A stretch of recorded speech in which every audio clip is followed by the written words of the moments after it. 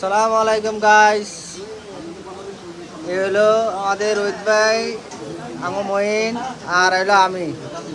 এখন আমরা একটু সহবরাতের নামাজ পড়ি, এখন একটু চা বেরিতি চা কইলাম। আপনার কি অবস্থা? আপনার দর্শকের কিছু বলেন কি লাই?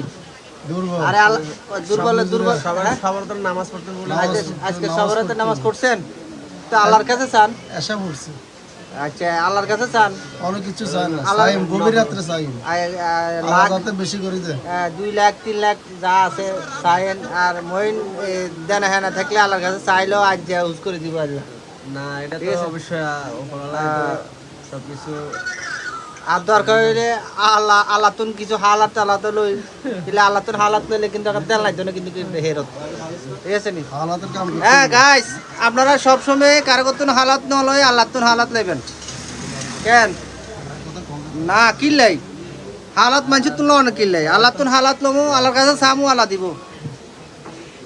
তো সবাই সবার হাতে নামাজ পড়বেন, ভালো থাকবেন, খুদা হাফেজ।